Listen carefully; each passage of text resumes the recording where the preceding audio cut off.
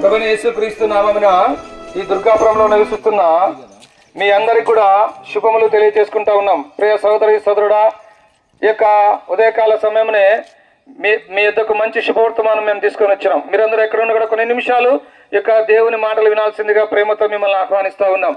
దేవుని వాక్యం పరిశుద్ధ గ్రంథమైనటువంటి బైబిల్ ఒక మాట రాయబడి ఉంది. కాలము సంపూర్ణమైనది, దేవుని రాజ్యము సమీపించినది, మారు మనసు పొంది రక్షణ సువార్తను నమ్ముడని పరిశుద్ధ గ్రంథమైన బైబిల్లో రాయబడి ఉన్నదండి. అవునండి, కాలము సంపూర్ణమైనది, గుర్తులు నెరవేరుతా ఉన్నాయి. చూడండి, నువ్వు చూస్తున్నటువంటి ఆకాశము, నువ్వు చూస్తున్నటువంటి ఈ భూమి, ఈ పంచభూతాలన్నీ మిక్కుటమైన వేంద్రముతో లయము కాబోతా ఉన్నాయి. ఈ ప్రపంచమంతగా వస్త్రం వల్లే చుట్టువేయబడతా ఉంది. నువ్వు సంపాదించుకున్నదంతా కూడా ఒక దినాన ఇక్కడ నువ్వు వదిలిపెట్టి వెళ్ళిపోవలసినటువంటి వాడవే. ఈ లోకంలో నీ డబ్బు, నీ బంధువులు, నీ స్నేహితులు, నీ యొక్క హోదా అన్ని కూడా ఇక్కడ వదిలి వెళ్ళవలసినటువంటి వాడవే. అయితే సోదరి సోదరుడా, ఈ లోకం విడిస్తే నీ జీవితం ఎక్కడికో ఎప్పుడు ఎలాగ ముగిస్తుందో ఎప్పుడైనా గమనించినావా? చాలా మంది ఏమనుకుంటారు, చనిపోయిన తర్వాత ఏం లేదు, అంత తక్కిడి బిక్కిడి అంటారు. అది కాదు, చనిపోయిన తర్వాతనే మనకంత ప్రారంభం అవుతుంది. ఈ లోకంలో నువ్వు పాప క్షమాపణ పొంది ఈ లోకం విడిస్తే పరలోకానికి పోతావు. పాపం అంటే ఏంటి తెలుసా? ఆజ్ఞ అతిక్రమమే పాపమని దేవుని వాక్యం సెలవిస్తూ ఉంది. దేవుడు చేయవద్దన్నటువంటి పనిని చేయడమే పాపమని దేవుని వాక్యం సెలవిస్తూ ఉంది.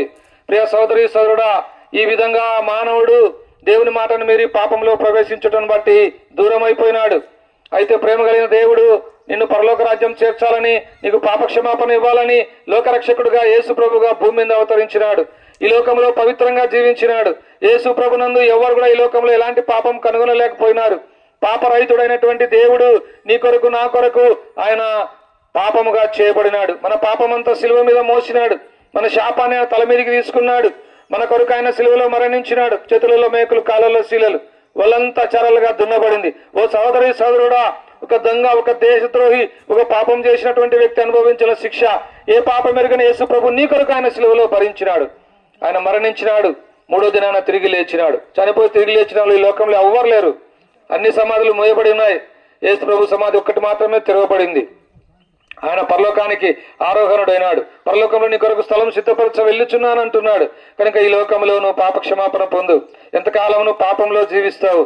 ఎంతకాలం దుర్వ్యసనాలకు బానిసై నీ జీవితాన్ని వ్యర్థం చేసుకుంటావు? ఈ మాటలు వింటున్న సోదరి సోదరుడా, నువ్వు యేసు ప్రభు చెంతకురా. యేసయ్యా, నేను పాపిని, నన్ను క్షమించు, నీ రక్తంతో నా పాపం కడుగున ఒక చిన్న ప్రార్థన నీ హృదయంలో చేసుకుంటే చాలు. యేసు రక్తం ప్రతి పాపం నుంచి నిన్ను కడిగి పవిత్రులుగా చేస్తుంది. నీ హృదయం శుద్ధి కాబడుతుంది. ఈ లోకంలో నెమ్మది, శాంతి, సమాధానం నువ్వు పొందగలవు. ఈ లోకం విడిస్తే పరలోక రాజ్యంలో ప్రభుత్వం కూడా నువ్వు ఉంటావు. ఆ విధంగా కాక పాప జీవితంలో కొనసాగితే నిత్య నరకం, అగ్నిగుండం, పాతాళం ఎవరు తప్పించుకోలేరు.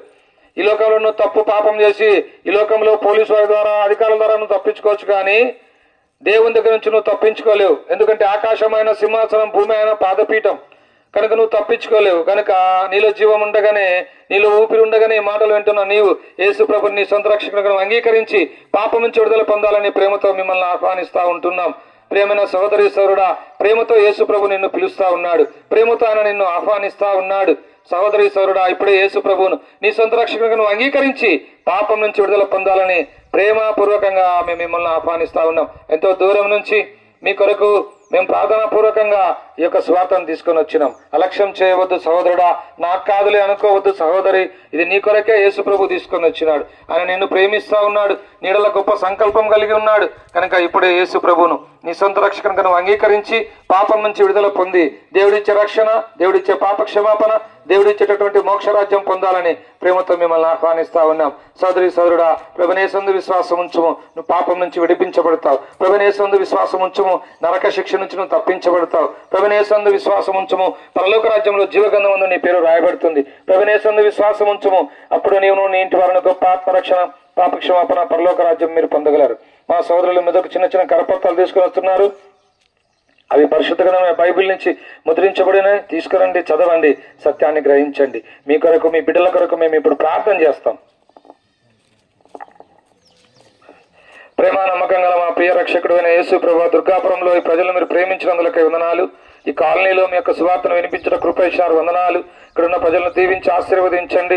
వారి పిల్లలను దీవించండి, వారి పనివాటలను దీవించండి, వారి పాడి పశువులను దీవించండి. ముఖ్యంగా వారి జీవితంలో పాపక్షమాపణ అనుగ్రహించి ప్రభా, నిజమైన దేవుని వారి గుర్తిరుగుటకు ప్రభా సహాయం దయచేయండి. ప్రభా, నాయన మరి ఇక్కడ వాక్యాన్ని విత్తి వెళ్తున్నాం, మీరే కార్యం జరిగించి మీరే మహిమ పొందవలసిందిగా యేసు ప్రభు నామమున ప్రార్థిస్తున్నాం మా తండ్రి. రాజుల రాజైన యేసు ప్రభుల వారికి, మోక్షమిచ్చే యేసు ప్రభుల వారికి, శాంతినిచ్చే యేసు ప్రభుల వారికి, సమాధానమిచ్చే యేసు ప్రభుల వారికి, దుర్గాపురం గ్రామానికి స్వార్థ ఇచ్చిన యేసు ప్రభుల వారికి, పెనియేల్ వాసి ప్రభు యేసు మసీకి హల్లెలూయా.